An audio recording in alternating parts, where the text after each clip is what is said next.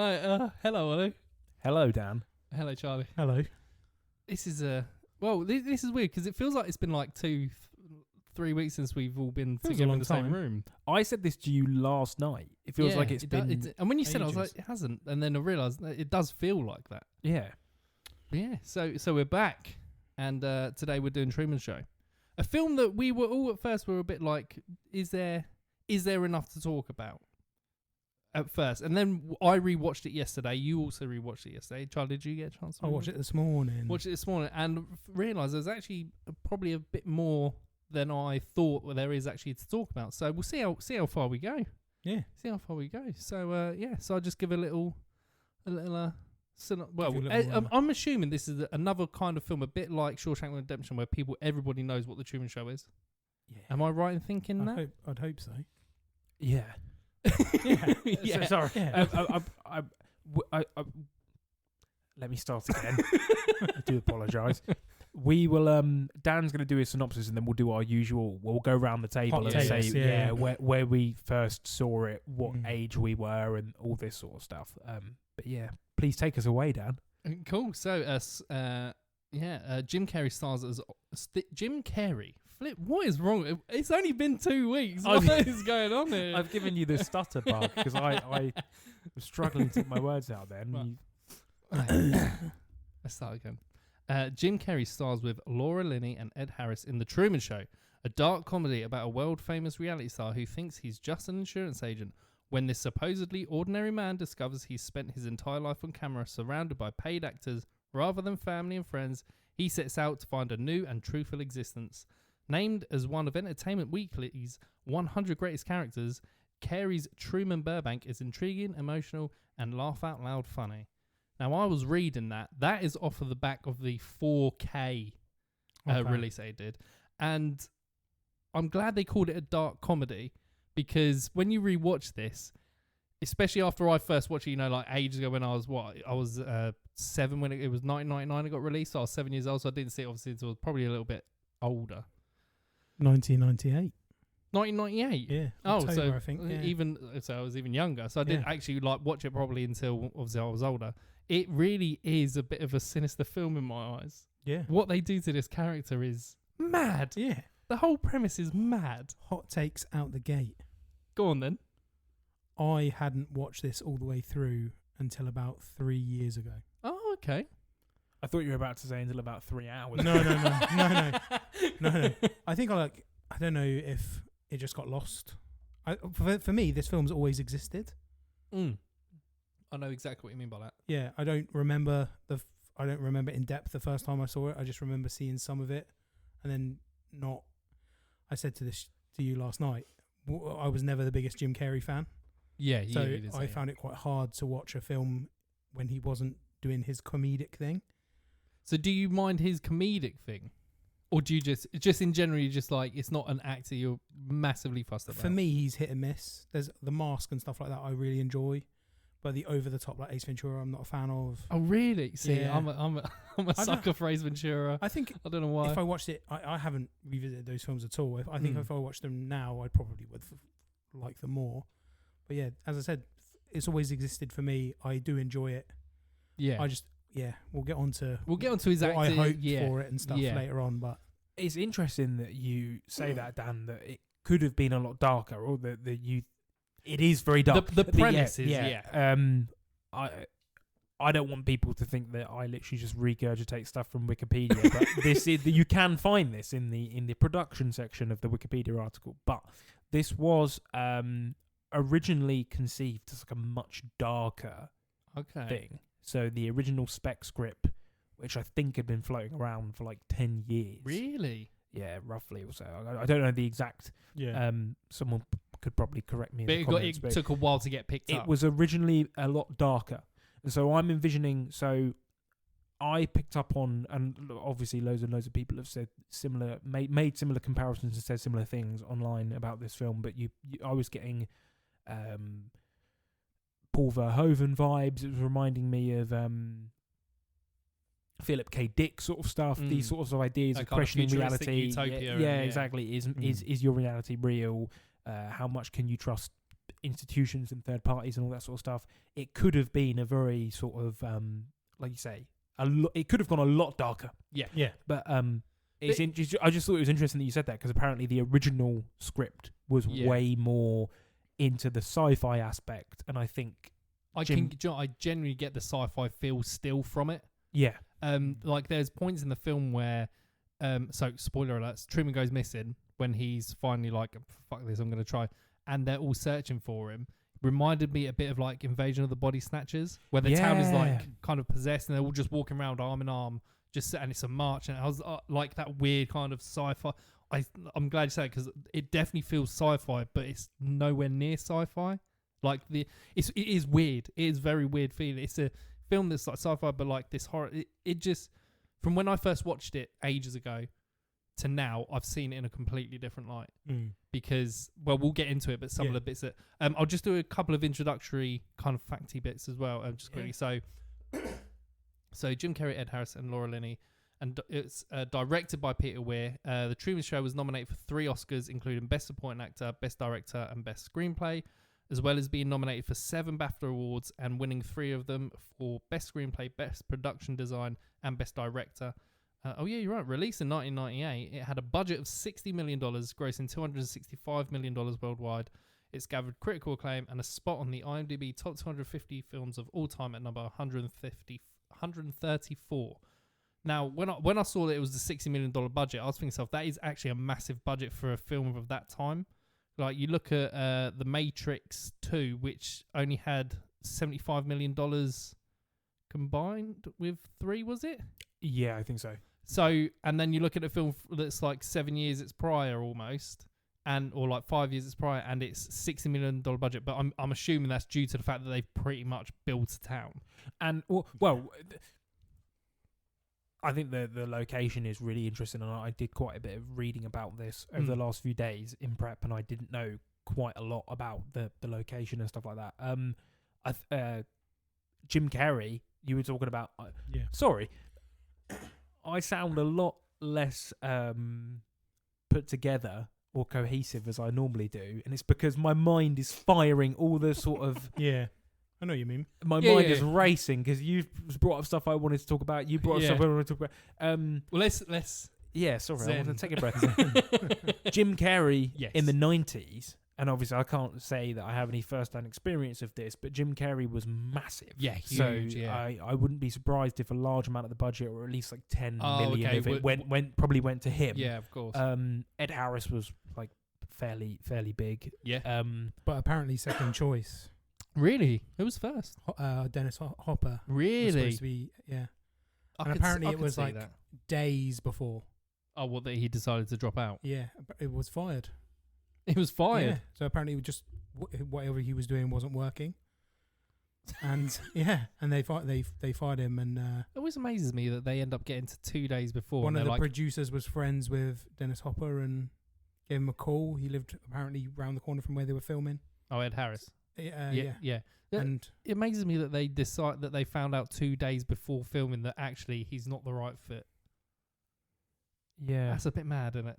Like, surely you know who you really do want. Sometimes timescales might be different, but I've read stories of obviously like actors getting fired because of their conduct on set or whatever, or being replaced or whatever. But sometimes maybe you could have like conceived a whole different idea in your mind about what a character is going to be, and then you actually get on set with this person, and even after feelings change, and exactly, after all the table reads and test screenings and auditions, when they're actually in front of the camera, it doesn't marry up to what you'd had in your head. So maybe I'm saying this as if I'm like a really storied director that's like cast people for decades. I have no clue what I'm talking about. But should we say where we were when we first watched it? How old we were? I'm pretty sure I first watched it literally on telly. I couldn't tell you how old I was, but it was one of those films where I must have been probably maybe 12, 13, something like that. And to be honest, at the time, I just thought it was all right. I didn't think it was amazing. Yeah. It didn't blow my mind. I thought it was a really cool idea. I wasn't like, this is a must-see for everyone kind of thing. And I think I've grown more to appreciate it as I've got older. Yeah. Again, I think it's just, the youth of me at the time was just kind of, if it wasn't a horror or if it wasn't, you know, something that not shocking, but kind of that grab your attention straight away kind of thing, that it wasn't amazing to me. Like, I enjoyed it, but I wasn't blown away. But I appreciate it a lot more now for what it's telling and just, yeah. What about yourself? As I said before, like it always existed for me. I watched it probably when I was about 16, probably, not all the way through. Oh I yeah, think I got to the bit where the Twilight Zone bit, where all the kind of townspeople are kind of frozen, and that's the last thing I remember. And then about 3 years ago, we were going through our DVDs, and me and my partner watched it, and I was like, yeah, it was all right. It was all right. And then again this morning watched it, and I think this most recent one I like enjoyed it more than obviously my first watch. But yeah, it's not one I've like revisited. So yeah, to be honest, it probably isn't one. I think the reason we kind of discussed this one is probably for me is because I hadn't seen it for a while, and I just remember like the concept of it and thought it would be a really cool thing to talk about. Yeah. What about you, Ollie? Okay, so prepare yourselves. I've got a little bit of a story here. Sit back I'm ready. and relax. Here we go. I'll try to go through it as briefly as I can, and also if I have to use any names, I'll change names. I might call. So I had a drama teacher, and for the purpose of this story, we'll call him Mr. Black. Any Simpsons fans out there will get Mr. Black. We had so in the UK, because I'm aware that we've had some listeners, some international listeners, which we're very, very grateful for. And if there's any returning, thank you so much. But in the UK, you do at secondary school a sort of brief, and it could be for 18 months or 2 years, a brief sort of sample of all subjects at school. And then you whittle it down to your three or four or 2 or 3 favourite subjects that you want to continue, and that's what you do your GCSEs or your O-level exams. And drama was a subject that I did for this sort of smorgasbord sample for the first sort of 2 years of my secondary education, and I didn't pursue it further. And it obviously, this isn't what actually happened, but from what it seems like in my memory, for that entire 2-year period where I was sampling drama, all we looked at exclusively was The Truman Show. We studied that film inside and out. That's really interesting that you did that film for drama. So the first year of drama, I had this really, really lovely drama teacher who was quite an elderly man, and he retired at the end of my first year. He was like a classically trained thespian. And Mr. Gray. We'll call it Mr. Gray. Mr. Gray was lovely. And then for the second year, he was replaced by a much younger guy who is in this story, Mr. Black. And he was not the nicest of guys, and he subjected us every week to The Truman Show. And I'm pretty sure it was one of those instances where he was just tired and couldn't be bothered. So it's this week we're going to rewatch The Truman Show. So I must have watched it about 4 or 5 times. I'm so sorry for making you do this episode. No. I liked it as a kid, but I just got bored of it. And what was really funny was this drama teacher, he himself was clearly really bored of it as well, because every week he'd be like, this week we are continuing The Truman Show. Or this week we are going to perform as though we are Truman in The Truman Show. So is that what you did in the lessons? Were you acted parts of The Truman Show out? Yeah, so we, for the first sort of half of the year, I suppose, we really looked at the film in depth, and we reenacted scenes from The Truman Show. And he gave us copies of the screenplay, and we dissected it, and we looked at it from all sort of angles. And then the second half of the year was when we got creative, and we had to, and this is why I'm bringing up this long-winded story, because it links into the name of our podcast. We had to create our own sort of sequel to The Truman Show. Okay. So the jumping off point, and what we got sort of marked on, and what was our sort of final assessment, was we got split up into small sort of groups, and we had to create our own scene as though we were Truman's girlfriend, who is I say Truman's girlfriend, the woman that he initially falls in love with and gets pulled from the show. Yes. Yeah. And then Christoph, and then loads of reporters. We had to stage Truman's first interview outside of the studio. That's cool. So we had to come up with, and obviously we were like 12, 13, so we didn't really take it that seriously, and loads of us didn't want to do drama beyond this sort of small selection process. So we didn't take it that seriously, but we had to write down what questions would you ask Truman if you were a journalist or reporter. What questions would Truman ask the outside world, and how would he answer these questions? And we had to act it out. We had to select who was going to be Truman and Christoph and all that sort of stuff. So yeah, I knew this film pretty well, but that was 2013, 2014. So I watched it for the first time as a 13-year-old, 15 years after it came out, on a projector in a school classroom. And obviously, here in the UK, most standard secondary school lessons run for an hour, so we never watched it in full. It was always, we'll watch the first half today, and then we'll watch the second half next week when you come back. But yeah, so for that reason, I never really felt compelled to buy it on DVD or anything, so I don't own it, because I felt like I've seen it more times than... more times than necessary. And then I rewatched it again this morning because it's on Now TV and Sky, free to watch here in the UK. I never hated it as a kid. As a teenager. I enjoyed it, and I thought it was an interesting subject to approach in a drama lesson.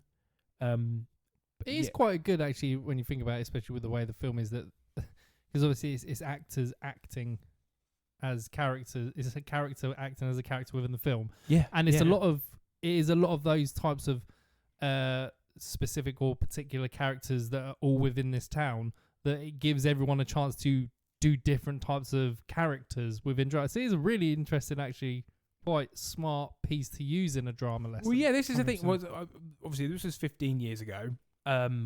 I have no clue whether it was a part of the national curriculum or whether it was just something that my school chose. Yeah. But exactly, looking back at it now, I'm like, this is a really, as well, it's got some pretty mind-bending concepts and questions in it, but it's not a particularly adult film, so you can show it to children. Yes, yeah.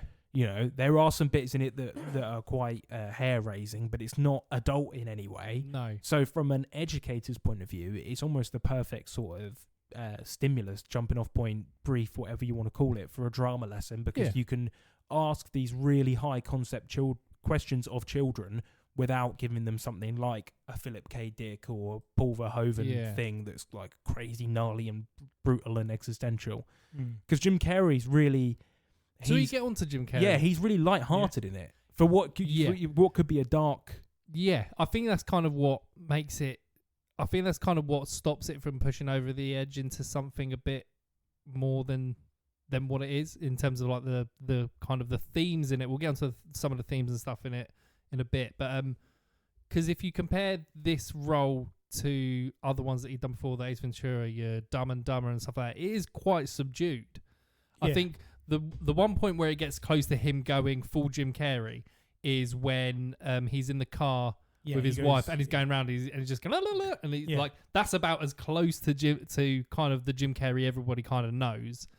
But apart from that, I'm probably jumping the gun here a little bit, but the line that gets me every time, and I'm just like, that's a fucking such a good line, is at the end when he's speaking to Christoph. And Crystal's like, I know you better than you know yourself. And he's like, you never had a camera in my head. That line to me, I was just like, that's so fucking, that's just so, and the way he delivers it and the way he's just like, so determined, the determination that he has throughout this film, especially when he knows that something's up. But at the end of it, he's still smiling.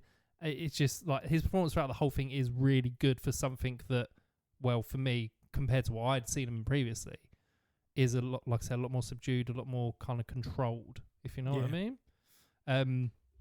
It's interesting, Charlie, that you say you were never a huge fan of Carrey, because when I was in primary school, at least in my sort of circle of friends, Jim Carrey was massive. Yeah, same. I remember discovering things like Ace Ventura, The Mask with my friends and making like an evening of it, going to my mate's house. Yeah. We all lived on the same estate anyway, so we walked to each other's houses and watched. And this is like, I'm talking 2006, 2007, so like nearly 10 years after the hype. But Jim Carrey was massive. Yeah.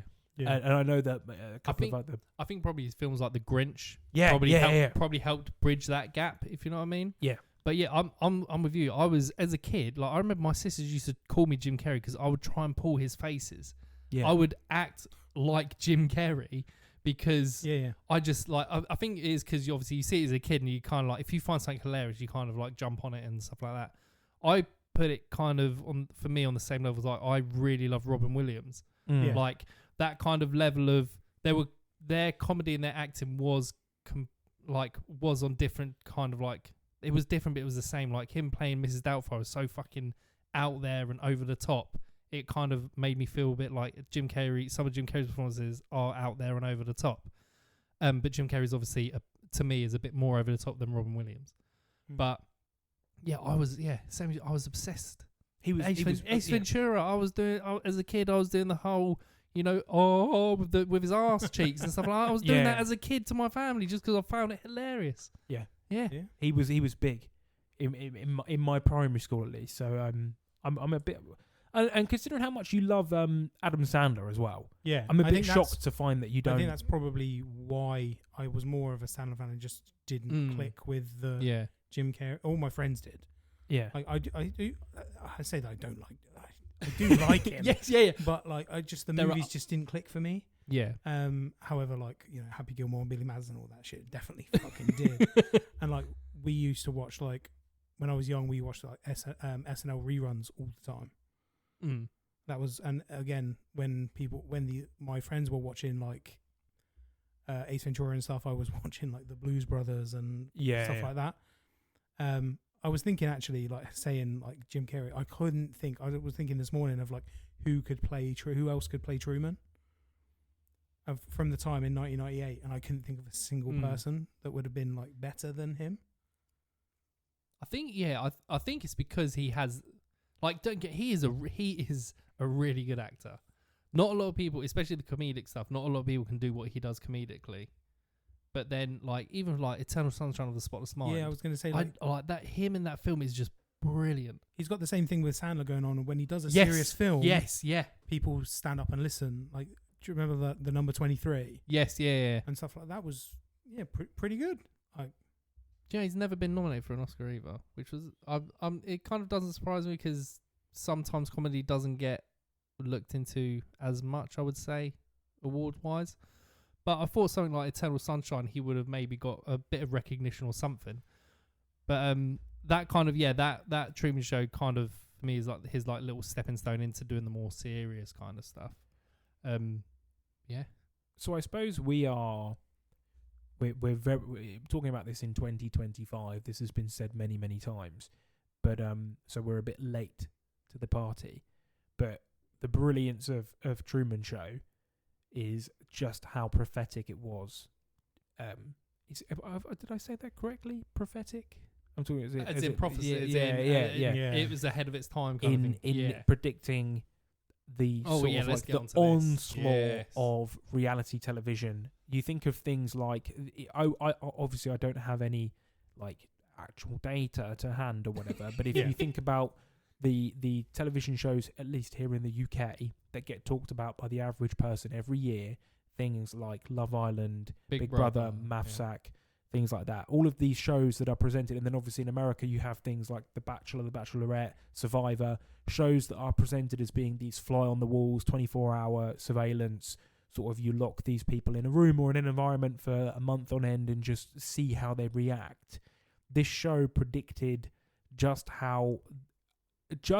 the accuracy of this show. I'm talking about the Truman Show as if it's an actual television show. But that's what's so good about it. Exactly. It makes it feel like it's actually a show. Yeah, exactly. It predicted how the chokehold that those types of shows would have on people. And do you know what? I was thinking back to as I was watching, I was thinking back to the whole. It is literally 24 hours a day, like they say. They have never been off air for like 10,000 and something days, it says at one point. Yeah. And it made me think back to when... I remember when Big Brother first started, or I think when it first started. But anyway, so my sister used to watch it. I was never bothered about it whatsoever. But I remember it would usually be like on at 9 o'clock or whatever on like Channel 4 for the highlights of the day. But then there was another channel dedicated to watching them 24 hours a day. It was E4. Well, it was E4. Yeah. So it literally was a Big Brother, basically a Big Brother channel for the whole Yeah. time it ran, and it was literally cameras on them, and you could literally sit and watch them for 24 hours. I might be wrong, but I think E4 was like conceived as a Big Brother, like as a channel. Wow. So like okay. they were able to run whatever they wanted over. Yeah. So from like 10 p.m. until 3 a.m. It when was literally just them, normally yeah. It was 24-hour Big Brother coverage in black and white. Like literally watching them sleep. That's mental. Yeah. And we're talking about a film that has done this, and it is that's you watch this film and you're thinking, in 1998, there's no way that this film could like No, and Big the Brother amount was- that it's doing, like it's shown about what TV and stuff is like today is. I want to say like Big Brother was like a year or 2 years after 98. I The first think season so, of Big yeah. Brother was early 2000s, but it was It is mind-boggling just how much you watch this film and you think to yourself, it's happening now, still today, and it's what Yeah. 27 years old. I mean, I personally have never really understood the appeal of those types of shows. I have friends and family that do, and that will avidly watch things like Love Island, Married at First Sight, The Villa, even things like I'm a Celebrity, Get Me Out of Here, which Yes, is a bit of a lesser version of the shows we've spoken about.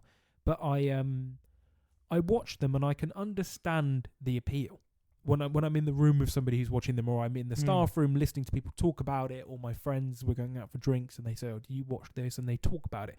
I can understand the appeal. Do you guys enjoy shows like that? Is that something that you watch in your houses, or things like Love Island? It goes on. It is on in the house, but it's kind of like a background thing. Like if my wife's doing who's doing something, it's kind of like a background thing.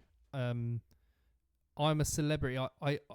I think I'm a celebrity is a little bit different because obviously they put celebrities in there and they do challenges and shit like that. Yeah. So it's a little bit different. Yeah, exactly. But that's Big Brother doesn't. I think it doesn't really go on. Like it came off air for like 2 years and then came back again. It was never really fast. Never watched it in the past. I'd rather. It's weird because like when you think of, so in the truth, I said about like how absurd the idea of a Truman Show is, and then what we've just discussed, it can't be that absurd because it is in conception now. Exactly. Yeah. So this film came out in 98 and was talking about how obscene it would be to just sit there and watch essentially content that isn't really anything. You say if you think about obviously the stuff that we see in this film is when he's starting to question his reality and go on this sort of exploration. But other than a few key moments of which there are flashbacks, like his dad's death and the meeting with Sylvia, you've got to imagine that because he's 30 years old, it would have been 30 years of televising just his day-to-day life. And how exciting is that really going to be? And yet there are millions of people around the world that tune in. Christoph says you're live on television to the whole world. Yeah. People watch him just doing things like I think they said that they have like a billion a billion people watching. just going to work, doing his taxes, doing his laundry. How this film in 98 was saying how obscene it would be for us to sit down and just watch something as mundane as that. But that is essentially what Love Island and Big Brother is. It's just people sitting and talking. So I had like a little thought on this, and the fact that it's like so boring on purpose because people will watch that because people's lives are so chaotic. Yeah. Oh, that he's got a life that you can sit there and even I'll use the security guards as the example, right? Yeah. So anything could be going on behind them. Do you know what I mean? Like the whole time Scully sat there looking, and I thought that people for escape, and because his life is so mapped out, that you feel comfort in that. Yeah. So I see what you mean. Though, That makes complete sense. Back to your like, did you watch reality TV? Yes. All of that, Jersey Shore, everything back then. Not anymore. But now it's kind of on your phone. Like if you've got like Reels or TikTok. Yeah. You get plummeted with all of that reality TV anyway. That's the other thing is that like this show is 24/7, but like you have a device in your hand that makes, even if you've not got a telly you ain't got a telly on, a device in your hand is making it 24/7. Yep. Yeah. And the content creators these days, the vast majority of them will do things as mundane as their morning routine. They'll get ready with me, stuff like that, prepping my meal prep for the week, getting ready for the gym.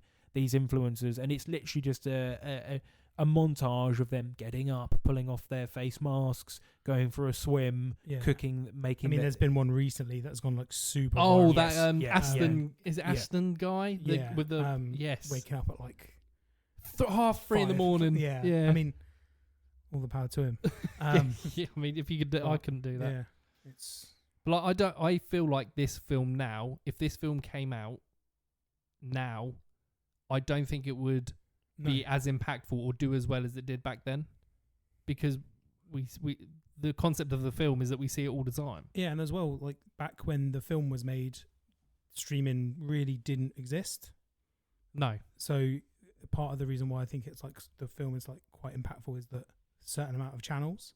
Yes. Yeah. So I mean, again, using the security guards as a thing, when it ends, like fast forwarding a little bit, he's like, let's see what else is on. Yeah, it's been 30 years in the making up to this point. Obviously, they thought it wasn't going to be up to that point, but it's been on for 30 years, and it finishes, and they just go, right, so we see what else is on. And that is it. You've been watching someone grow up for 30 years, and they just bat it off. Again, it's exactly the same. It's like you binge watch a series. This off the top of my head, something like Game of Thrones, right? And you watch it all, and you're like, fuck, right, what's next? Like, there's so much content and there's so much stuff now where it's just like, what's the next thing? What's the next thing? Again, it's another weird little prediction or like thing that has happened where it's just like, the more you talk about this film and the more you think about the concepts behind it and the themes, it's well ahead of its time. Mad. Yeah. Shall we start to talk about the plot? Yes. Yeah. Okay. So. Okay. Go on. I feel like you should get the drama skills out. No, I'm gearing myself up to say very anticlimactically, I need to make a quick restroom break. Yeah, so okay, pause. Should we pause? Yeah. It's cool. The funnest story I heard from the Jim Carrey Val Kilmer Batman is Tommy Lee Jones. I know the story. Just as mad as Jim Carrey in that film. What is it? He says something about what you've fucking got to turn it down, man, because it's too much for me. So what's the line? I know this story quite well because I like to tell my friends this story. It's such a good story. But so they obviously the Batman franchise at that point was massive, and the casting news, Jim Carrey and Tommy Lee Jones were both cast separately, and they both found out about each other's casting in the press. So like they were cast like 6 months before pre-production was even going to begin, and they both found out about it in like on Showbiz News. And God. Apparently Tommy Lee Jones was fucking fuming because he hated Jim Carrey. He thought he was a prick. And they both happened to bump into each other at this like Michelin star restaurant in California, like a couple of days after the casting had leaked.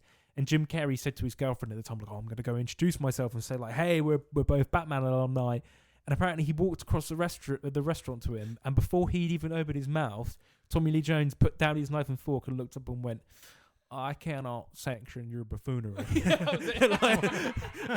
Jim Carrey just turned around, did a 180 and walked. I cannot sanction your buffoonery. That's what a line. That means he must have watched Jim Carrey films. But Jim Carrey tells it he does the voice way better than I can. But apparently, just like in the droll, Tommy, I cannot sanction your buffoonery. Cannot sanction your buffoonery.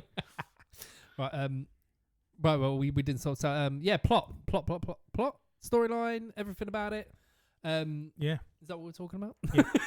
Do you have your plot breakdown there? Though? So it's not so much a plot breakdown; it's like a kind of scene by scene. Yeah. So it pretty much follows. So it starts off with Christoph, the creator of the show, just kind of explaining it, what the show is, and it's done. The beginning of the show is done like the kind of the in-universe credits. Beginning credits, yeah. And then it doesn't introduce you to Truman, like obviously you don't see him speaking because he never does interviews, but it introduces you to his wife and his best friend Marlon. What's his wife's name again? Fuck me. Meryl. Meryl. And Yes. Meryl and Marlon. I thought it was interested that that Meryl was also called Meryl and Marlon. Both Yeah, have names both- that begin with M's. Yes. Yeah, and they're both actors. Yes. And there's a line that Marlon says at the beginning. Charlie's just making me laugh across doing a chef's. I'm thinking in my head already. This episode is, if let's just say you have come hot off our Nosferatu episode where we're going really sort of in depth in the history of Dracula to this, where we're just sort of like It's just ambling our way through this. Yes, Very unprofessional, very off the cuff, very unscripted yes. episode. So Marlon's they're talking about the Truman Show and how fantastic it is and being an actor and all that stuff like that. And Marlon says a line where I'm like, this is mad. His line is, nothing you see here is fake, it's merely controlled. And that just sets the film up. Because the whole thing is faking against Truman. And and you're right, it is controlled. His whole life throughout this whole film is controlled by scenarios. If something's happened, they create a scenario to block him from finding something out or from going somewhere. Yeah. They create trauma in him to stop him from getting off an island. Yeah, it's all fear. It's all fear. It's all fear, control, and the whole town is fake. Everything about it is fake. Anyway, so yeah, they start off with that like introduction kind of to the Truman Show and stuff like that. And then nothing you see here is fake. It's all controlled. And then we kind of see Truman go to his place of work, and throughout this film, it is littered with the most obvious but hilarious product placements. So I think the first one I see is the one where he gets pushed to the side by the billboard. twins. Yeah. So he's going to his place of work, which is an insurance company, I believe. Yep. And then he's in there, and then the twins push him in front of it, and then the camera angles itself so you could just see this like fried chicken kind of advertisement and all stuff like that. And then he goes into his place of work, and he's basically trying to get a trip to Fiji. And we don't know why at this precise moment in time, we don't know why he wants to go to Fiji, but he says he wants to go to Fiji. And then the person that worked next to him is like puts his head up. He's like, "Look, have you seen the front of the page?" And on the page it says like, "How great is it Sea Haven? The fictional town's called Sea Haven." Yeah. And so look how great it is. Look, and because he knows he's trying to get him off the phone talking about Fiji and change his mind thinking about stuff. So yeah, that's kind of where the plot is in terms of like. We all know that it's fake, but Truman doesn't. But we're at a point in his life where he's starting to possibly suspect something. Yeah. Would I say? When he comes out of the house, when he's driving to work, the light rig falls to the Yes. Yes, of course. Yeah. which is labelled as like a name of a star. So it was like at night they turn them on or whatever. Mm. And then I was like, when I watched it this morning, I was actually I thought that it was like halfway through the movie he starts to realise. No, it's right at the beginning. It's from the jump.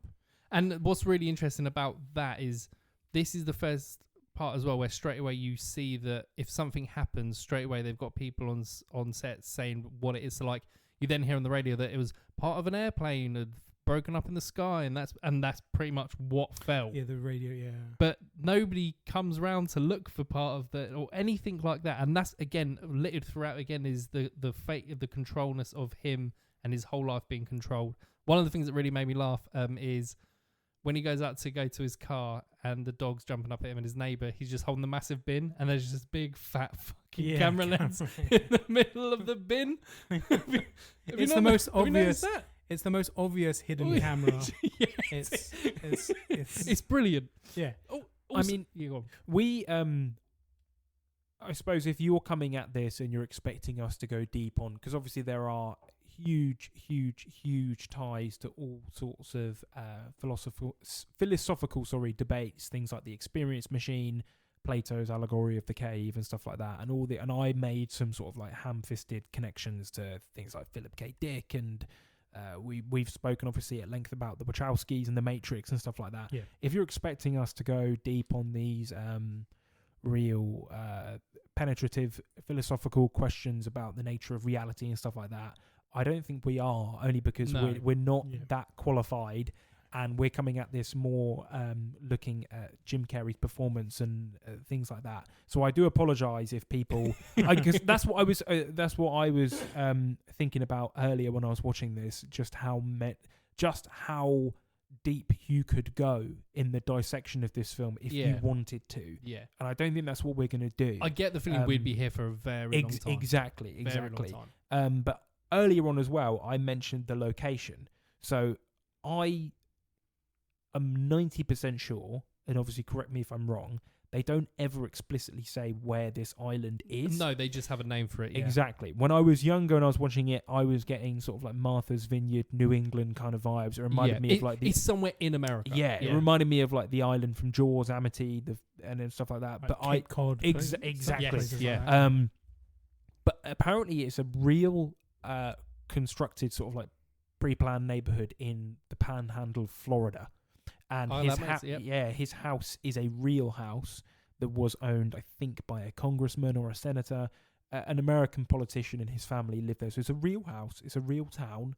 It's actually built like that, which surprised me because it feels so purpose-built. Yeah, it and does, obviously there are obviously sound stages that they used, and there are some buildings that are extended with CGI and stuff like that. But if you think about the geography of his street and the road mappings and the layout of the town itself, it feels so manufactured and artificial. Yeah. But that is an actual town that was in a gated community in Florida. That's really cool. I don't know whether it still exists or whether it's changed a lot. It wouldn't surprise me if it does. Yeah, but it's a real town. It's a real place, and I suppose in the real world, I'm using quotation marks in Truman Show, it's in California, isn't it? Because there's that drone shot. Well, yeah, and it's behind the Hollywood sign. Yeah, it's a huge dome, and doesn't Christoph say it's the largest soundstage? You can see it, and ever. you can see it from space. Yeah, exactly. You can see it from space, like the Great Wall of China. Exactly.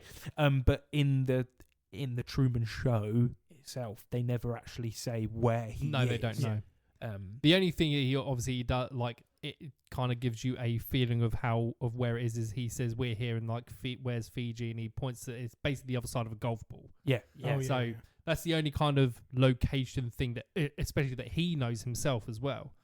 But I think part of the set as well, obviously they've really thought about this in terms of the actual town itself, because at the end of the scene where he's in the insurance company, he's calling up about Fiji and stuff like that, he gets given a job to go across the water. So it's like a little weird isolated island that's connected by bridges, and if you want to go somewhere else, sometimes you have to get a boat there, get a ferry across. And this is where we first kind of start to see, we don't really know what's happened, but we know something's happened to him, that he's afraid of water. Now when you first watch it, you think, he's just afraid of water, maybe like he nearly drowned or whatever. But then the sinister bit, we'll probably get to it, is basically that they've manufactured a storm to create a traumatic event that then leads him to not be able to cross water, even cross a bridge over water, so that he then never tries to escape. Yeah, which is mad. I just want that might have seemed really random for me to go on this weird sort of detour about the location. No, not I was just thinking about it because we were obviously talking about the plot and the setting and everything, and I mentioned earlier that I read up about the location because I was curious. When I rewatched it yesterday, I was like, do they actually say where this island is? But yeah, his desk neighbour comes up to him and says, "We've got an assignment. You've got to go across the bay." And he drives up to get a ticket for the ferry, and he's like, this crippling fear comes over him, and he can't get on the boat. And it establishes that's why he's never left. Yeah. Now, obviously, you'd think in today's world, he could have just got a plane, but then, and left. But then would it be the case of a plane goes over water? Yeah. If you're going to Fiji, he's got to go over the biggest bit of water possible. But obviously, again, it gets to a point where they manufacture or something is said that means that he can't get a plane because it's like a month's wait or something like that. And so then he tries to get... But we'll get onto that bit. Sure. So he lives in this idyllic sort of gated community. It's almost like like a David Lynch style white picket fence idyllic community where nothing Utopia, seems to everything is perfect. There's no crime. I think he even says at one point, like, why would you go out of here? You're so safe. Basically. Exactly. Everything's like a Norman Rockwell painting. Everybody's walking around in bow ties and tweed jackets, and everything is picturesque, and people. His wife literally rides a front basket bicycle to work Yeah. as a nurse. Like everything seems like the neighbours every morning say to him like clockwork, "Good morning, Truman," and he has his catchphrase back to them. It's from the off. It's so uncanny valley. Yes. It's so Yeah. picture Everything perfect. is too perfect. Yeah. It's too good of a deal, and I think that's probably one of the other things where he's just like, well, again, we'll get into that bit. So yeah, after that, he then has this chat with his friend Marlon. They're hitting golf balls down a road, like an abandoned road, and he talks about wanting to leave. He wants to leave. He wants to go to Fiji. He wants his paradise, stuff like that. And this is another random bit of product placement where he just drinks beer, looks at Truman and goes, "Now that's a beer," and you're just like, for fuck's sake. I saw because as I said earlier, I did a bit of reading today in prep for this episode. A fan theory that some people have put on the internet. When Truman is in his car driving to work each morning, he listens to classical music. And somebody on the internet, and obviously this theory has now snowballed, people have said, I saw this on Twitter, people have said that the reason why he listens to classical music on the radio is because classical music is royalty free. Yeah. So he wouldn't have had to so Christoph and the producers of the show, the showrunners, exactly, wouldn't have had to have paid the licenses to get actual pop music. So the only radio frequency he can pick up is a classical music station, so that they can broadcast what he's listening to completely uncompromised and have him listen to royalty free music. But yeah, he plays golf with Marlon, and he says to Marlon, "I want to visit Fiji," and that's when he does his analogy with the golf ball, and he shows. Didn't you say to me we had a chat last night, and you said something about Marlon's a right dick in that? Well, yeah. So the beginning of that, we'll get to that. For me, Marlon, out of all the actors, he's probably the one that I feel is like probably the most natural, and actually feels like he's trying to be his friend, especially the bit where they're talking in the shop, and like it just felt like he was naturally actually a friend with Truman. But then there's another section we'll get to where I'm a bit he's this is why I think I think Marlon is the worst character of the film. But every line of dialogue, and obviously this becomes more apparent when you rewatch it, but every conversation people have with Truman is a form of coercion or direction. Yes, everything is a misdirection away from his ambition to leave, and it's heartbreaking to watch it. Marlon says, "You have a desk job, Truman. I'd love it. I'd love it. Everything is like your life is great. Why would you want to leave here? What's wrong with the life that you have?" Yeah, it's heartbreaking, and it's heartbreaking to watch. And you this is like one of the perfect examples of having a character to root for, because when he starts clocking on, you're like, about time, come on, you're reeling it in now, come on.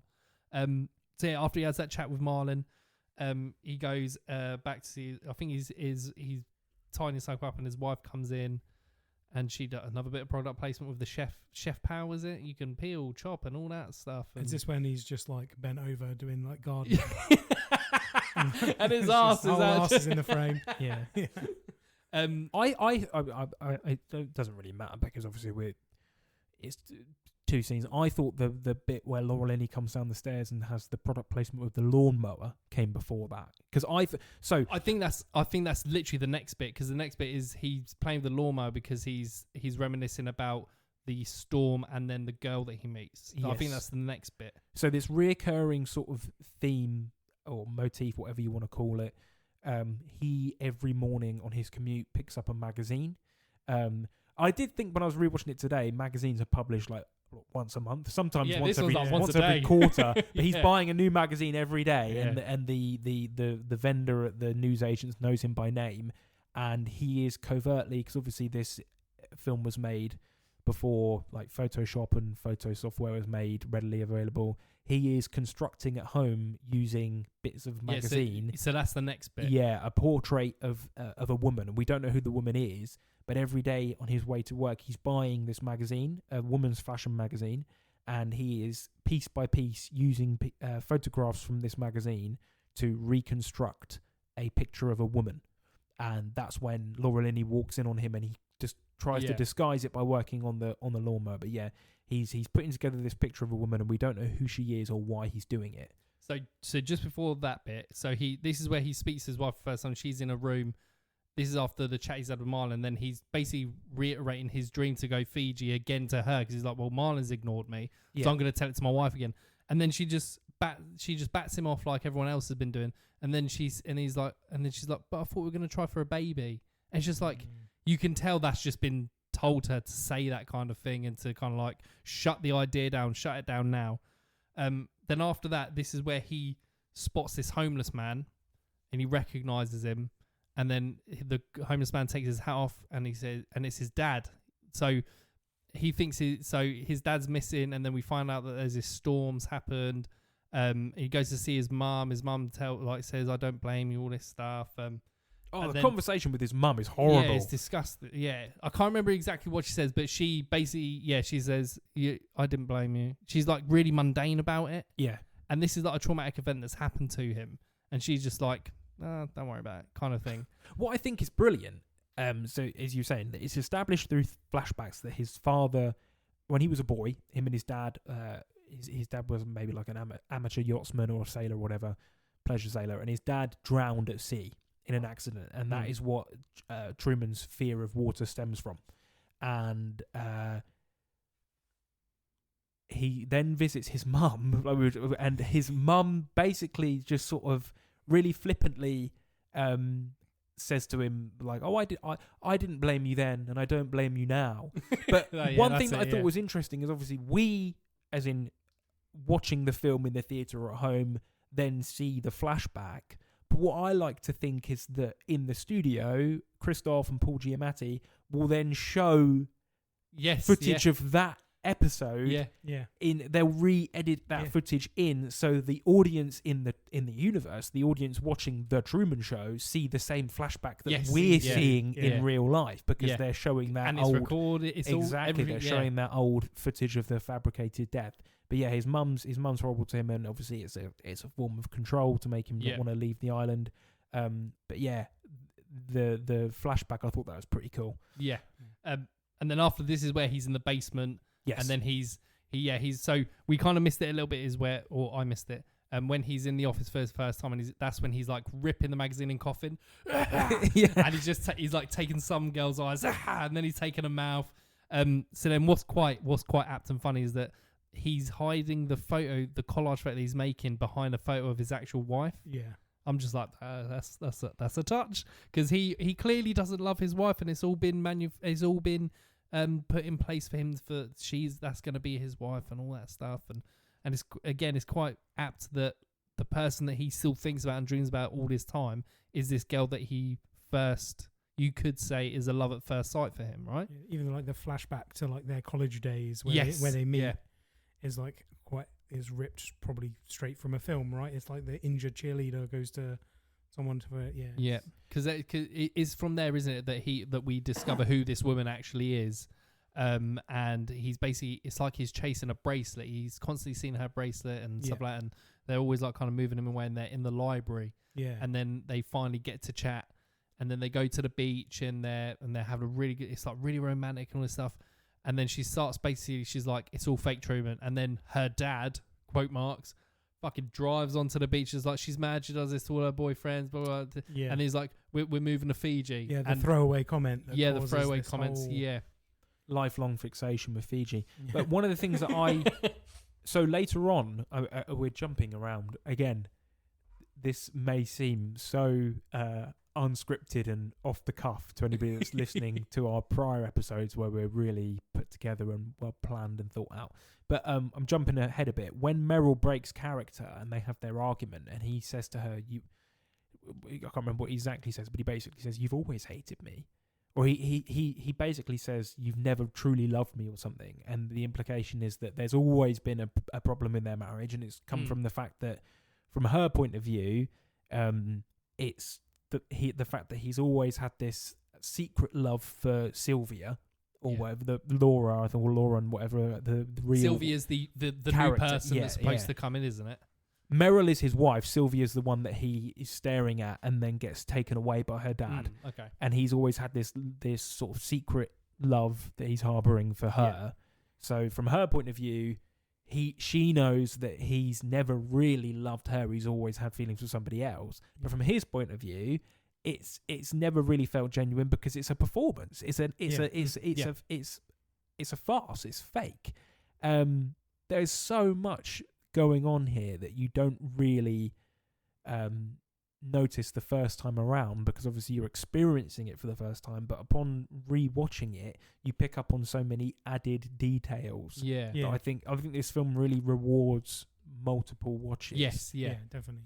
But that's a really interesting thing to unpick. Like, on what side is the marriage really fake? Obviously on her side there's a level of artifice because she's a paid actress, but on Truman's side he's always had feelings for another woman. Yeah. So which one is really putting on the performance? Which one is the greater lie? That's a really nice angle. Is she? I was thinking about this morning. Is she worse for entering a marriage from day one, knowing this performance? Obviously, we see her crossing her fingers in the marriage portrait. But is he worse because he's gone into a marriage that he, from his point of view, he thinks is 100% genuine, but he's secretly harbouring a love for somebody else. Whereas from day one, she's always known that it was a lie. So when you then look at the him making an artificial face of a woman that he loves behind the photos, it is a little bit. Is that worse? Sleazy. Yeah, is that worse? Yeah. Is what he's doing worse than what Meryl is doing? Because at least she's doing it she's a paid actress that's just doing it for a paycheck. So I'm thinking about it, and I completely agree with what you're saying. It is dreadful. But I think the reason why you probably don't pick that thought up, or nobody really picks it up, is because of what Truman is going through without him knowing. Exactly. That you feel sorry for him, and you know he shouldn't be in that relationship, and you want him to succeed in getting out, which makes it difficult to feel what he is doing is a little bit sleazy and a bit terrible. Because from his point of view, he's entered into a 100% genuine, legally binding marriage, knowing deep down that he loves somebody else. Whereas she has entered into a sham performance marriage. So which one of them is really worse? Which one is performing the greater act of dishonesty? This is why earlier on I apologised in advance, because I said I don't think if you're some philosophy graduate or doctor of philosophy that's coming out of this thinking that we're going to go into like Plato and the experience machine and all these sorts of ideas of false reality, I don't think we will satisfy you that much. But that was a question that I had in myself earlier. I was like, I never actually thought about that. That is a really good thought, which party in the marriage is worse? Yeah. But yeah, sorry for going on that massive sidetrack. Such a great. It is a really good angle. Yeah. So yeah, I never really thought about it that way. Yeah. She comes downstairs. And then she says, you should really throw away that lawnmower. And then looks above. She clearly looks above him at a camera and says, like, you should buy a new off-road lawnmower or something like that. And then walks upstairs. And you can just imagine at one point, I don't think you really see it from this angle, but he's literally just going, like, looking around like, what the fuck are you And obviously that gets paid off later. Yes. Who are you talking to? But yeah, then the next day on his commute to work, he sees his dad. No, so after that he is the frequencies bit. So he's driving around. Oh yes, yeah. And the frequencies on the radio, he's starting to hear. He doesn't know what he's hearing, but obviously we know that as that's the communication from the set or the studio, and he's hearing this. What the fuck is it? And he nearly runs a woman over, and then I can't remember. There's another excuse. There's something else they come up with. Don't they say we picked up a police scanner? Yes, that was it. Yeah. So again, it's so calculated in how they will cover up everything, and they do it in seconds. And then this is where he goes to go into work, and he's like, actually, I'm not going to go into work because that's what I do every day. And then he walks off and he goes into another building, and then he follows, and then he goes to go into this elevator, opens the elevator and sees behind the scenes. He sees the set, and he's like, and everyone's panicking. Then he gets kicked out, and then he's just like, he's pretty much seen. It must have been such a weird reality. Yeah, seeing that, not knowing for 30 years, it's like another dimension. And his paranoia starts to set in because he is seeing extras who are looking at him, because obviously they weren't. They're probably amazed to see, it's to them, a lifelong celebrity who is like internationally known, and he's breaking character and not going to work. So there's a man sat drinking espresso who sort of takes a double look at him, and he's confused, but he doesn't know what's quite going on. So he starts to look for this conspiracy in everyone. Yeah, that's when he goes to Marlon, Or does he see his dad after? No, he sees his dad, and his dad is ushered into a minibus. Yeah, so that's before he speaks to his mum about losing. Yeah, and he tries to run after the bus, and it's explained then on in the newspaper that the undercover police officers are cracking down on homelessness. Yeah. Again, so the strategy is to usher somebody onto a bus. So after he sees the elevator thing, it goes to us. He's like, he doesn't know what to believe.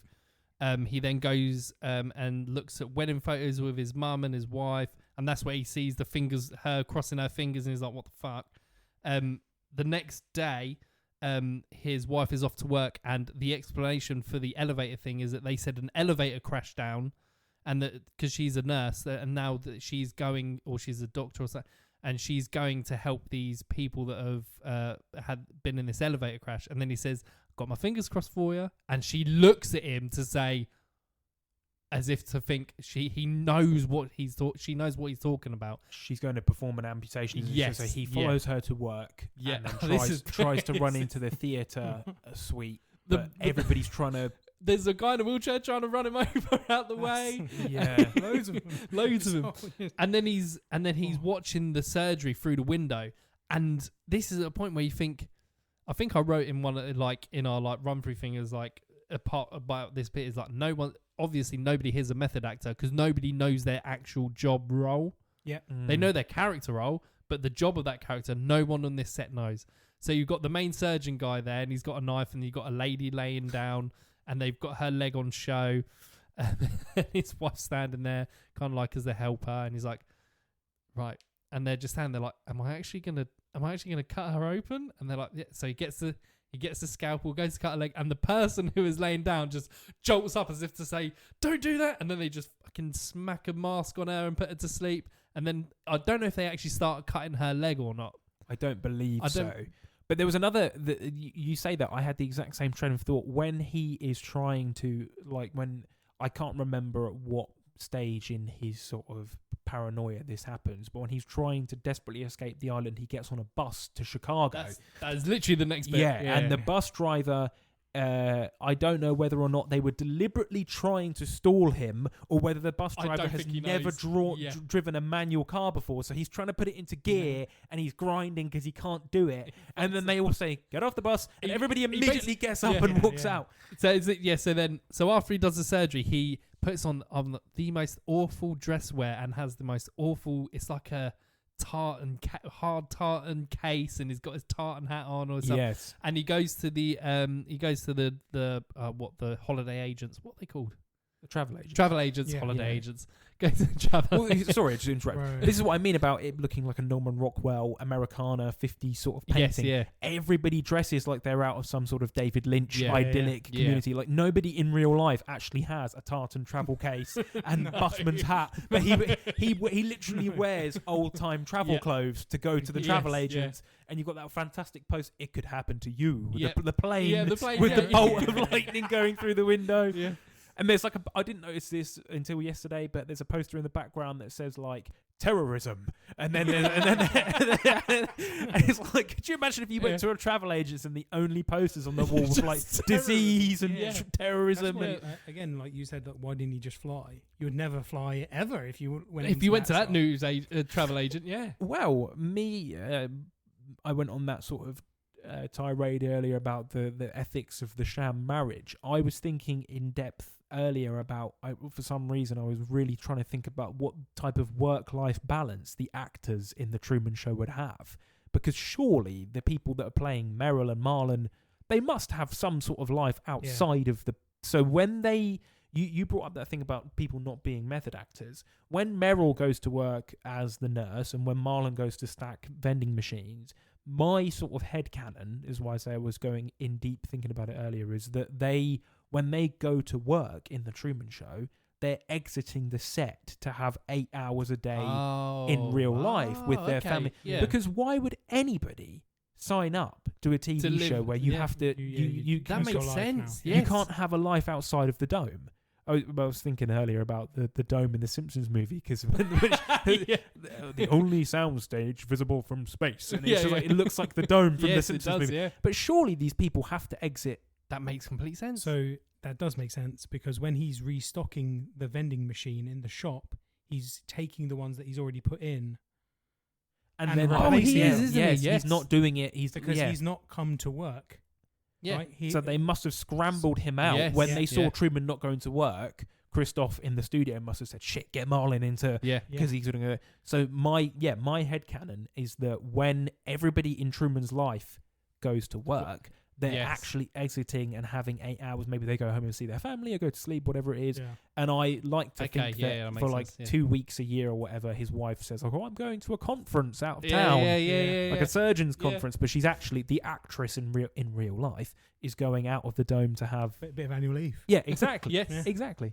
So he goes to the travel agents, and she's like, "Oh, I've got nothing." He was like, "I want to go to Fiji. When do you want to go?" He's like, "Today," and he taps his bag. And then he's like, Today. and then she said, "Oh, I haven't got anything for a month." And she was like, "Do you want to book it?" And he's like, "No. What's the basically what's the point?" That's Yeah. when he then goes to the bus for Chicago. But hold on just there, and I need to make the point, because he doesn't go to the travel agents often. She comes out with her makeup rag. Oh, and she takes it off her, doesn't it? Yes, yes, she does. So because she's Yes. so cause maybe like her cue isn't until later on. Maybe he walks past the shop or whatever. Yeah. She's still getting her makeup done while he comes in. Yes. This is what I mean Makes about this sense, film yes. rewarding repeat Yeah. viewings. Yeah. Because I didn't pick up on that. Because at first I thought it was a bib. Like maybe Yeah, she's me having too. Or lunch, She comes yes, out of yeah. the lunchroom, but it's not. She was getting makeup. It's a done. makeup. That's And the Konnichiwa Yes. thing way back when they're like chasing each other and they're at the library, and he's like, "Oh, Konnichiwa," and she's like, "What?" And then he's like, "Oh, you're learning Japanese. It's just Yeah. a prop, isn't it?" yeah. Loads of little moments. That's like so cool. I had never thought about that. I'm glad you brought that back. that. Yeah, man. Oh my god. So he goes to the bus, and I genuinely think that the bus driver doesn't know how to drive a bus, but they're Yeah. going in his head. They're going like, do something to make sure the bus brakes, and this bloke's just going, and he's Yeah, overusing the gears, and it basically makes the engine blow, and like all the steams comes out at the end, and Yeah. like I said, they're like, right, we got a problem, everyone off the bus, and he's just sat there dejected. He knows now that I think in that moment when he sat there, he knows that everything is against him and he's not getting out of here, and there is something that is stopping him. It's not just coincidences. There is definitely something that is stopping it. And I think that dejected moment there is when he's like, and I think that's his snap moment, because then the next bit after that is when he's sat in the car and he's watching the world go by. Again, this is why I think this film is so. Why so many people have spoken about it, and why it's so enduring and everything, and why I don't think in any way we are going to satisfy everybody that might be, if we have any listeners at all, but people that might be listening to it expecting a bit more of an in-depth discussion about the nature of free will and stuff like that. This is a really good observation of free will, in that not many in everyday life, how often do you go to the travel agents on the day of expecting to leave the country? Yeah. Nobody does that. So what could be explained to him as just, well, that is actual real life circumstances getting in the way. He's obviously taking it as the world is out to get me. Yeah. Somebody is trying to deject me from leaving. But how often have any of us actually gone to a travel agent in the middle of the week and sat down and said, I want to go to Taiwan or Fiji or Madagascar, and I want to leave today? They probably would look at you like you were crazy and go, well, we haven't got anything for a month, because that's not how people book their holidays. Yeah. Here's what I mean. In real life, you don't actually exercise free will like No. that. You do go to work. You do live on this pre-planned sort of rail system. You are expected to get up and go to work and not go to the travel agents or try and get a fucking bus to Chicago in the middle of the day. So these sorts of things could easily be explained to him if somebody rationally sat down and said, look, and this is what's going to bring us to the next scene. He goes home and Meryl finally breaks and says in the car to try and placate him, we'll go to Fiji. Yeah. Thinking that he'll take that and then say, okay, and then she'll have a maybe chance to yeah. sit down and plan maybe a trip in advance or whatever. Yeah. But then he says, well, let's go right now. And he backs out of the driveway, Yeah. and that's when he goes on the mad trying to shake Yeah. the people that are tailing him, goes round the roundabout like 80 times. Yeah. And she's... I think so at the beginning of that, when he sat in the car, he's basically watching, and he's this is it. He knows now something is wrong. Yeah. So he sat there in the car, and she gets in. He's like, Truman, what are you doing in the car? He's like, come here. And he's looking at his rear mirror. He's like, get in the car. Get the car. And then he's looking at it. He's like, in about 30 seconds, I've got it written down here. He's a man walking his dog, isn't it? It's a man walking his dog. No, it's a woman goes past on a bike. A man's going to walk past with flowers, and then there's going to be a car with a dented fender is going to drive past. It's like a beetle, isn't it? Like a yellow, And he goes, look. And she's like, you're going mad. He's like, look. He's like, lady on a bike, man holding flowers, and then nothing happens. And then this fucking horrible yellow car drives. He goes, dented fender, yes. And he's like, I can't believe it's like he knows it. And then she's like, you can see in her face, like she's like, oh shit. She's about to break character. Yes. And again, in my sorry to say my headcanon again for a 35-year-old film, but in my headcanon, when she says to him, she finally gives in and says, fine, we'll go. If you're this intent on going to Fiji, we'll go. I think that Christoph, the producers, had probably sat her down like an hour beforehand and said, look, he's not going to drop this Fiji thing. You just say to him today, we'll go. And then either we will come up with an excuse in 2-3 days' time as to why we can't go, or we'll actually plan an elaborate way to get Truman to actually visit Fiji. Maybe they'd move him to a different set. Maybe they'd put him to sleep on a plane and have him go to a simulated version of Fiji. Yeah. Or maybe they'd actually fly him out there and have paid actors to interact with him the whole time. Or like block off a whole beach or something like that. Exactly, because they could afford to do that because it's the most elaborate TV show in the world. But they were probably expecting him to just take her saying, we'll go to Fiji and drop it. But he says, fuck it, we'll go now. I could imagine them doing like a Truman on tour where he doesn't have a fucking clue he's on tour. Exactly. I could imagine them doing that. That was my thing. That was my thought process. Yeah. But she doesn't expect him to actually drive off, and that's when we get to. I phoned Dan last night, and I interrupted him when Truman had just got to the power plant. Yeah, it's so funny because this is what's really funny. This section really makes me laugh because this is where Jim Carrey gets close to being Jim Carrey we know, but obviously doesn't, and I think he does it so well. So he's driving around, he's going mental, he's going, so we go out Atlanta, or New Orleans, what's it like at this time of year and stuff like that. And then he goes to drive onto the freeway and all these cars just come out of nowhere, so he goes back to the roundabout, keeps going around the roundabout, and then goes back to the road. He's like, oh look, no cars. And he just like, and then he drives off, and then as they're driving, they get to the bridge. And she's like, oh, Truman, you know you can't go over water. And she's like, oh, well, this really is... patronising. Yeah, really patronising. And then, well, she's pretty much saying, well, we're going to turn back now, aren't we? And he closes his eyes, grabs her hand, puts her hand on the steering wheel and just hammers down on the accelerator. And they get across. And even she's like relieved. Even she's like, we made it. Because she thought she was probably going to fucking die. Then the fucking flames come out of nowhere across the forest. And then he just drives on through it. And then the most elaborate thing I could imagine them doing is basically a nuclear power plant meltdown stops him from carrying on. And that is the point at where Ollie called me. Sorry. I was like, no. But yeah, that whole scene just shows how far they will go to keep him on that set. The look that Laura Linney gives the camera before she goes over the bridge is incredible. Yeah. Because she looks like, I'm going to die. I mean, is someone going to stop someone needs to stop this. Yeah. There are loads of these examples of performances within performances and films within films and stuff like that. But she's playing a character who is playing a character, and it's great. And you don't give that character enough credit because obviously she's one of the villains. If you could say this film has a villain, it would be Christoph, and then obviously the cast in the show. Yeah. So she's playing one of the villains, but you do forget like how good her performance is, and there are loads of instances that you don't pick up on the first time around. Yeah. But the second time, when you're looking for these breaks in character, 100% the look that she gives. Yeah, I think Laura Linney is so and still very underrated. Her in Ozark, I was going to say, she is incredible in that. Unbelievable. Like so good. Yeah. I can't believe. Have you ever seen Ozark? No. Oh, you need to. It is. There are very few shows that make you feel tense from the first episode to the very last episode in a good way. It's brilliant. So they hit the nuclear power plant. Oh, there's this slip up, isn't there? Yeah, and the police officer unfortunately names him. He goes, "You're welcome, Truman."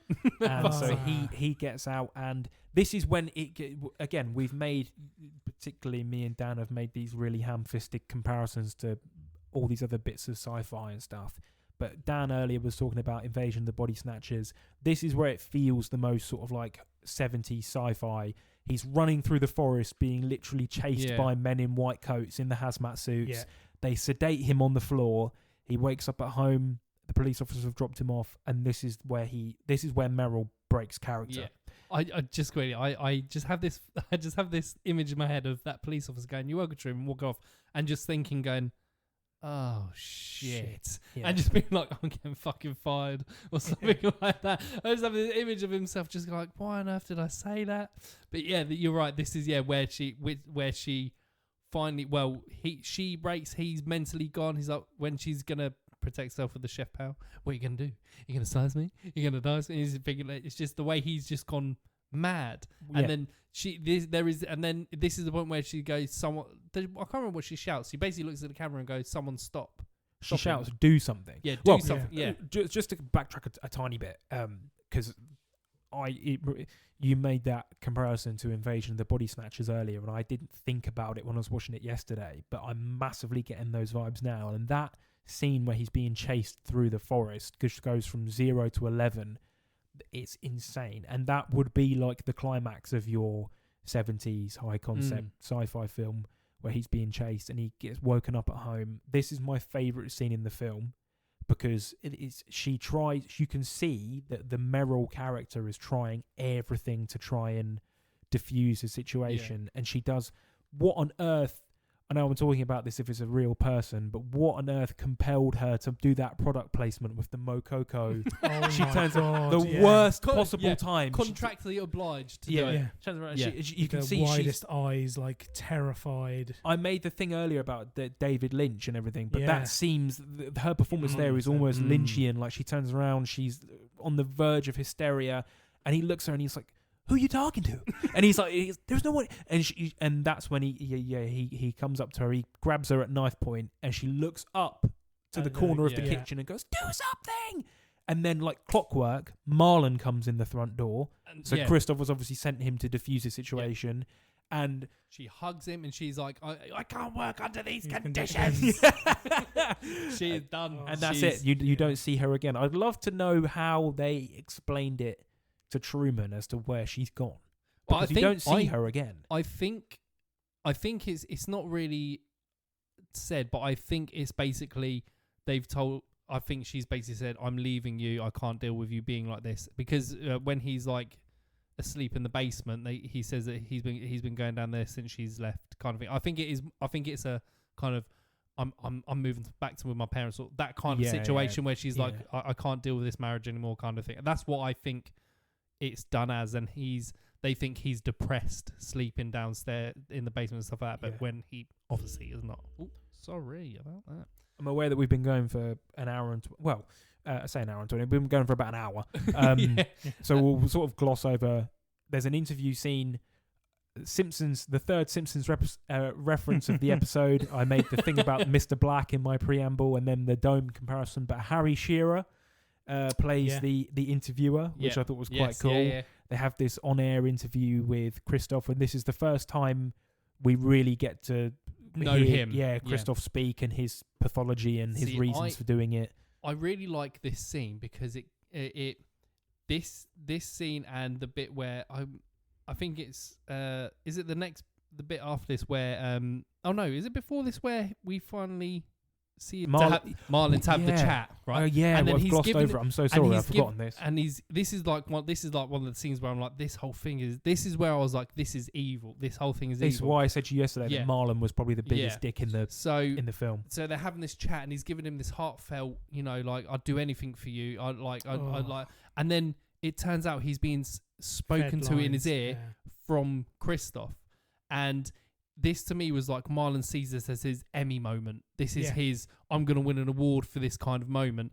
And then he's like, we found your dad, and his dad starts walking to him in the fog, and he's like, calm the fog down a little bit and all this stuff. He's like, go to button cam and all this stuff, and it's reunited. And then Christoph's like in the studio, and he's like conducting the music and all this stuff, this whole scene, and he puts his arms in the air. He's like, this is a masterpiece. And then everyone starts clapping Christoph in the studio to think, amazing. This is where I was like, it feels like he is God. and he also has created a weird cult following because he's in control of humans. He is God. He is up in the studio's in the moon, isn't it? Yeah, and then they get. He literally says to Truman at the end, and he says, "I'm the creator." Yes. And then he goes, "Of this world that you're in." And he's talking through clouds and sun. Yeah, and it's so he has a massive God complex. He thinks he is God. He is ruler over it all. And then when he's walking out of that studio after doing that whole thing with his dad, the t-shirts on the people read "Protect him." What is it? Basically, it's like a weird cult. This is why I said earlier on, I keep sort of doing this really stupid apology for these hypothetical people that I don't even know exist that are coming at this expecting a way deeper analysis than what we're giving them. But I've spoken a little bit about the philosophical stuff, but we haven't even touched on the theological comparisons. There's and how loads to this, so many people have written essays about the relationship between this film and organized religion and Christianity, and what this film is saying about organized religion and God and our relationship with God and stuff like that. But the scene with Marlon, I think that I just said that the scene with Laura Linney was my favourite. I'd completely forgotten about the scene with Marlon. The music, Yes. Philip Glass. I said in our Nosferatu episode, I'm a huge fan of Philip Glass. I love the stuff he did for the Candyman films, but the score in that is so hypnotic but eerie at the same time, and Marlon is giving this really, really beautiful speech to him about friendship, and it's the longest relationship Truman has had in his life, aside from with his mum. Like, he's known Marlon's. He said, like, I've known you since we were 7, and everything he's saying to him is a lie. Yeah, he's being fed it's lies. It's horrible. It's heartbreaking. And then obviously they, as you say, they bookend it with the reveal of, like, a soap opera of his dad coming back. Yeah. Just no explanation, no questions asked. We found your dad, and he's Truman just it's horrible. Sorry, I'm losing words here, but I'd completely forgotten that scene existed, that whole and then scene just reminded me about it. And then the scene where, and then I remember the t-shirts say "Love him, protect him," as if it is some kind of weird cult following, and you even see it. So even like they show glimpses of outside the Truman Show set. So like there's a bar called the Truman Bar, and the bar they have it on TV 24/7. They sell hats, t-shirts, stuff like that. There's a couple watching the program, and a baby is literally behind them crying, and they're ignoring the baby to watch this section. There's 2 like old women, and they're like hugging a pillow of Truman, and they're wearing the like nightgown that Laura Linney wears in the first scene of the movie. Yeah, because they say in the interview, he says in the interview, don't you, like, you can literally buy any bit of clothing, any bit of furniture, anything from on this set. Well, that's more of I'm surprised that it hasn't taken off with soap operas over here, considering how much of a cultural institution soaps are in our country, and B, just how much of a thing pubs are within soaps. If you think about like Emmerdale or Coronation Street, ITV, pubs are a huge staple of those things. I'm surprised that nobody has made a real life chain of the Rover's Return or something like that you can visit. But in America, and again, I might be corrected if I'm wrong here, but from my understanding, that is a thing. You can go to commercialized chain pubs and bars built around television. So obviously it's a thing with sports in general. You go to sports bars, but I'm pretty sure there are bars in the United States that you can visit that are based around TV shows and the viewing of TV shows, and the walls are adorned with photographs from the show, whether it's a fictionalized show or reality TV show or whatever. But like the Cheers bar, for example, there are bars that you can visit that are built around TV. And it's weird that that's not really a thing over here. Yeah, but, it's not huge. But that is a thing in America, and you just reminded me of it. That's a reoccurring sort of thing in this film. We are shown these vignettes of audiences watching Truman at home. You've got the 2 security guards sat in the toll booth. You've got the elderly women, like you said. The man in the bar. The man in the bath. And then you've got the Truman... the Truman bar. Yeah. Then you have the interview with Harry Shearer. We're introduced to Paul Giamatti's character. Yeah. So in this interview, just quickly, he literally explains about creating these events, like he talking about creating the storm event to, so he gets a fear of water. his fear of dogs. He went across the bridge once and there was a dog just barking at him. He talks about the product placement, and then he talks about the whole you can buy anything and all this stuff. That's how we make our money, is through all that. And then he gets the phone call, comes through. I can't remember. It's Sylvia? Yeah. I seem to recognise the actress that plays her. She seems familiar. But I didn't know her by name. Do you guys know her from anywhere? No. I recognised her. Yeah. But I couldn't put my finger on anything that she'd been in. I should have done some kind of look into it. So yeah, and then after this, we're pretty much at the end, aren't we? Truman escapes. He does this a bit like the penguins of Madagascar. Yeah. He digs a tunnel out of the lawn of his house. The shit hits the fan. This is the bit where I said about the whole felt like body snatchers, where they're all literally in a line, and then his mother's like, maybe he'll answer to his mother's voice, Truman, and then she shouts, and then his dad's like, I'll try, and he's like, Truman. That's the other thing that's disgusting about that bloke. That bloke has been basically sacked and got rid of as a character. Yeah, and then he's come back and just brought the mantle back up as if everything's normal, and I'm just gonna. Even that to me was mind-boggling that he's just gone straight back into it after about 20 years that he's off air. I'm just like, how can you just go back into a lie that easily? So I like to think that Truman's dad being returned to him is the penny that drops. That's when Truman really starts to think. So at first he's sort of swept up by it all. But then after digesting it, he thinks this is absolutely bizarre that my father returns to me with zero explanation at the one point in my life where I'm at my emotional lowest. My marriage has fallen apart. I'm questioning my reality. And then my dad just happens to literally drop out of nowhere. I like to think that's what makes him think I've got to get out now. Yeah. So he goes home. He stages his escape. Christoph and all the producers are up in the Moon studio watching this. They get, as you say, everybody out, sweeping the set. He turns the lights on, the main lights of the soundstage, makes the sun go up, even though it's 2 in the morning. I love that line, cue the sun. Yeah. It's just like... And then the next time we see Truman, he's sailing his dad's, I think it's the same yacht that his dad does. The same. And he's also damaged all the other boats. So nobody can come... But is it that, or is it that these are actors, they don't know how to use the boats? Yeah, something. So he's sailing and he sails out again, sort of almost thinking about old sort of views of the world as a flat plane. The idea that if you sailed far enough into towards the horizon, you'd reach the edge of the world. These old, outdated models of the Earth. He sails far enough and then eventually hits the wall, which is the side of the studio, isn't it? With the flight. Yeah. One thing that I did think was a bit of a contrivance was that the only set of stairs to exit the studio just happens to be inches away from where he hits the. But obviously there's going to be loads of doors around the edge of the dome, isn't there? But he hits the edge of the studio, and that's when Christoph speaks to him directly as God, as God. Yeah. I think this. Out of everything that I remember from this film when it first released, or when I first really heard about it, this whole scene, I feel like this is the most kind of like screenshots I've seen, or the most iconic imagery from this film is this last section.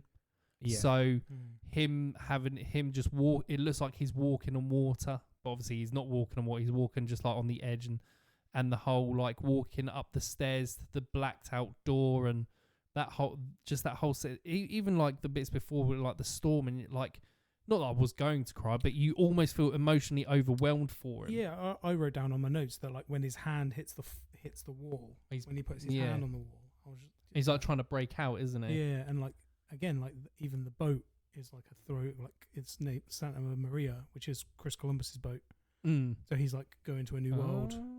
I like that. Yeah, just that little nugget. Well, I this is where, as we say, Christoph speaks to him directly, and I made my, again, really stupid comparisons to like Robert Nozick and The Experience Machine and reality philosophy and stuff like that. But he says to him, what was it? He says, the world that I've created for you is no different to the world out there. At least in here, you don't have to be fearful of anything. What is it he says to him? You won't have to be scared of anything. Yeah. He says Basically, you're safe, basically. And he generally doesn't think he's going to leave. Yeah, that's what I was going to say. He doesn't think that Truman's going to leave, and Truman walks out. Yeah. And that's the last we see of him. And then the end of the film, like you said earlier, is literally just people very sort of flippantly going, "Well, what's on the next channel?" They're so quick to consume the next thing that they immediately say, "Oh, well, let's check the next channel." We get a couple of people clapping and the guy in the bath going crazy. And the security guards are like, "Oh, let's change the channel," and that's it. Yeah. I can't think of a better ending for the film though. I like that. That is literally it. I went on that tirade earlier talking about my obnoxious drama experience at school, but that was one of the jumping off points that we had. The drama teacher said to us in our groups, "I want you to act genuinely. I want you to improvise the immediate sort of seconds after Truman walks out of the dome. Yeah. How would he put your body through the motions?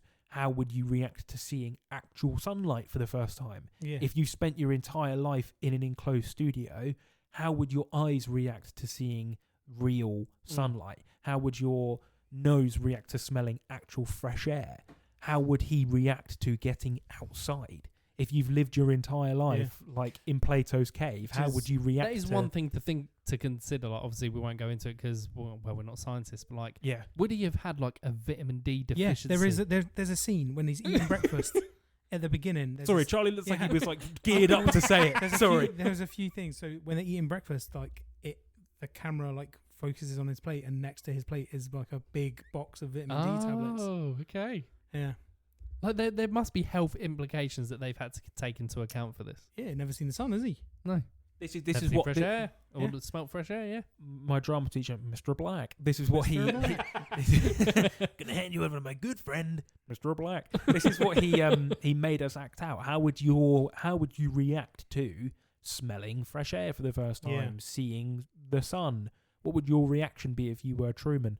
But yeah, this is there isn't really any other way you could end it because the implications are too great. You couldn't just have the first press conference or the first meeting. You either cut straight to black when he walks out like they do, or you'd have to do another film's worth of... exactly. I think the fact that he bows and his performance is over. And, that's the... To his audience, that's perfect. I think he was Jim Carrey was actually interviewed a few weeks ago about would they ever make a sequel, and he was just no, it wouldn't be feasible. You couldn't do it in today's world because no one would watch that show because there's so much choice.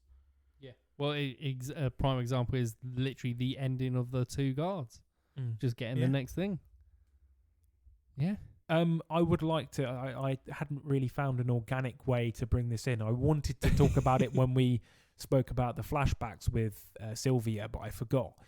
This film joins the ranks of Batman Begins for me for having the obnoxious trend of actors playing younger versions of themselves by just having a fringe. Yeah. So when you have the flashback of him in the bandstand and at the dance, it's literally 30-year-old Jim Carrey, but they've just flattened his head. And Christian Bale does the same thing in Batman Begins when he's meant to be 19 years old. They just flatten his fringe down. They're like, oh, he's a kid now. Laura Linney just puts her hair in ponytails. Yeah.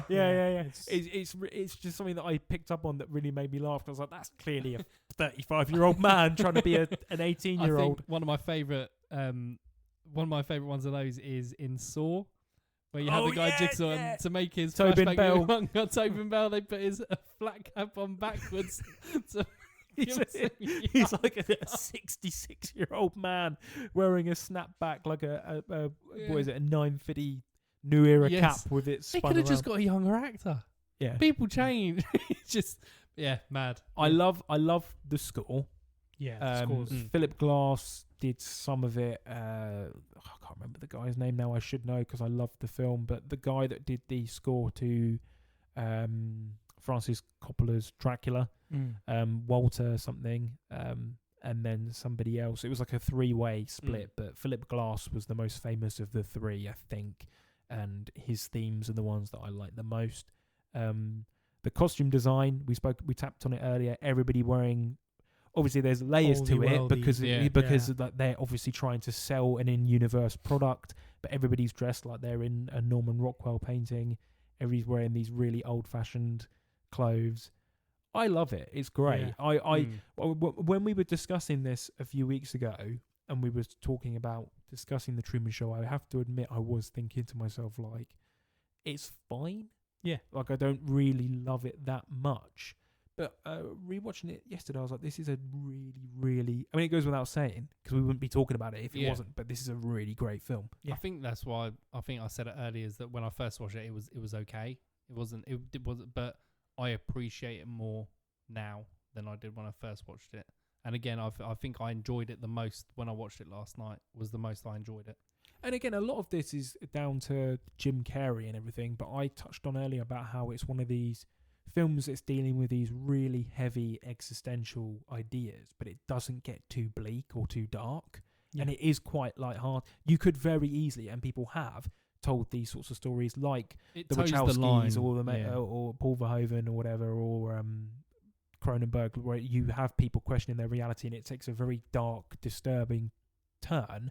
And we love those films, but this is one of the only ones that does it and keeps this sort of upbeat. A bit lighter. Yeah. It could very easily have been a much darker, depressing, dystopian film. But Jim Carrey plays it so well. He walks the... So I read earlier on the Wikipedia, people compared at the time his performance to Tom Hanks. Like, it was people saying it's like a Tom Hanks level performance, but I can really see that. Yeah. Sorry, I was just... I completely agree.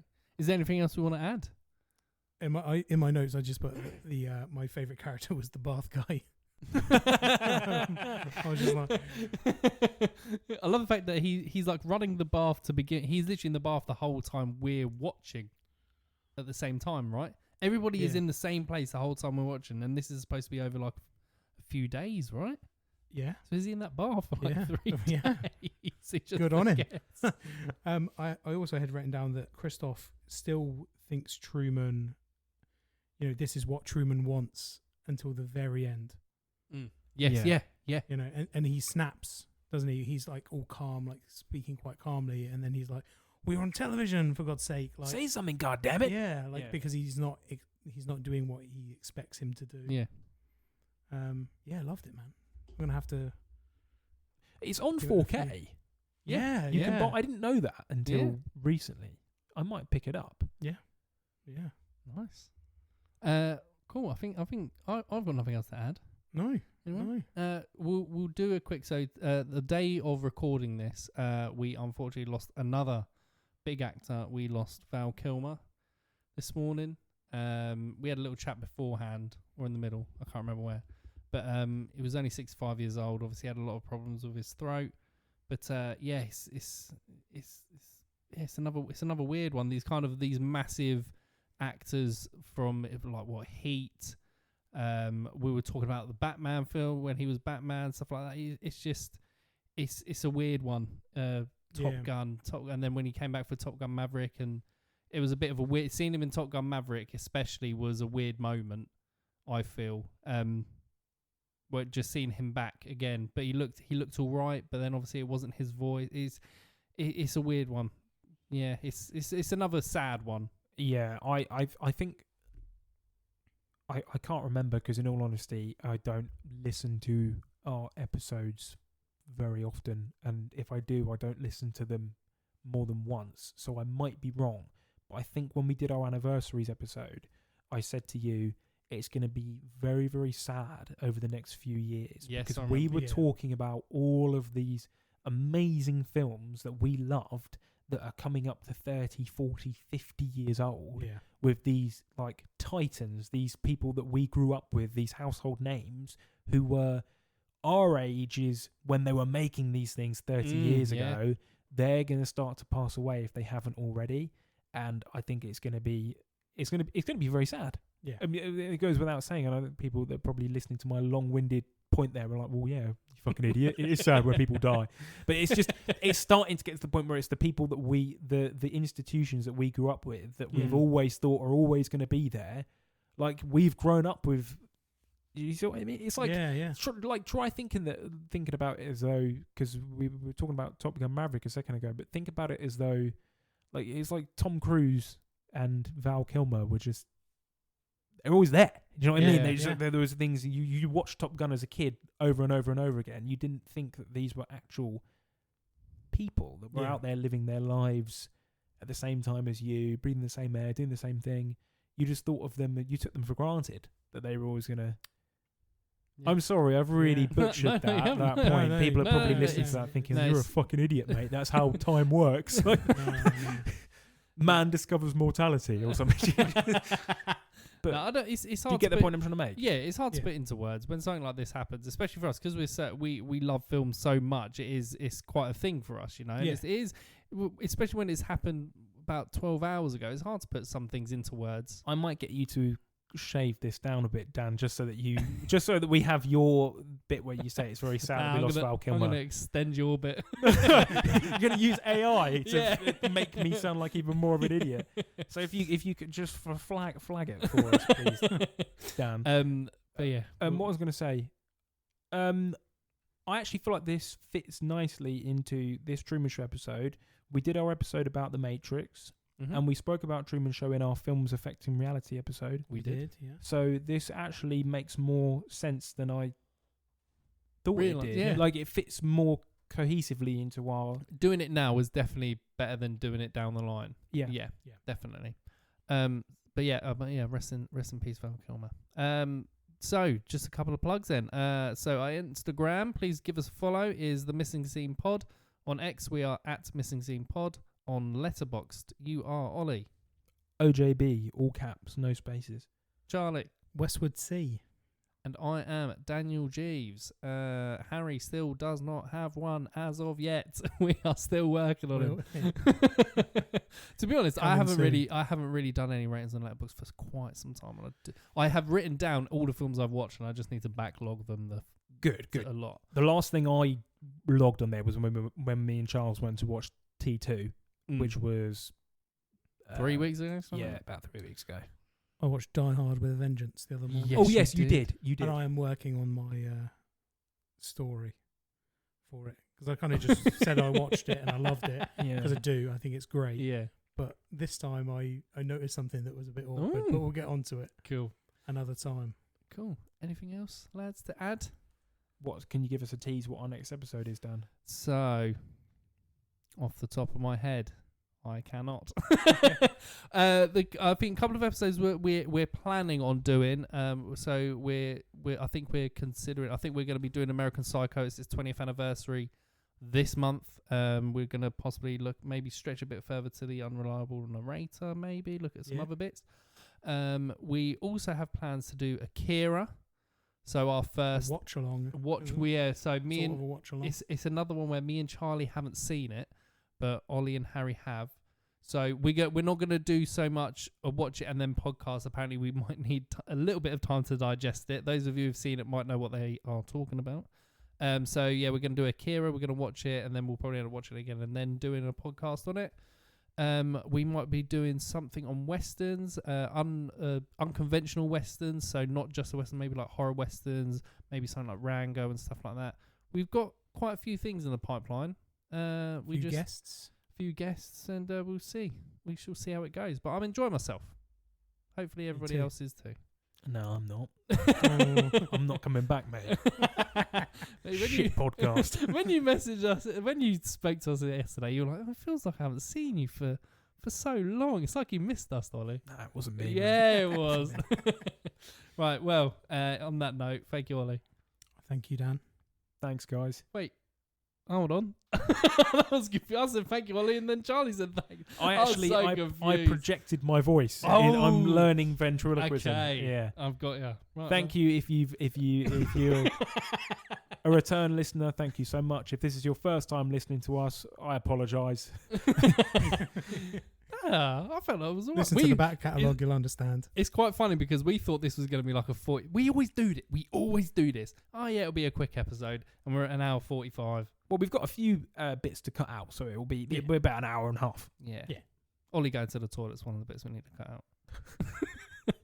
We actually haven't unflagged it. So it's We still, haven't. It's yeah. still, It's still right going on there. Cool. in the Right. multiverse. Right, everybody. Thank you again. Right. And for those listeners, good afternoon, good evening, and good night.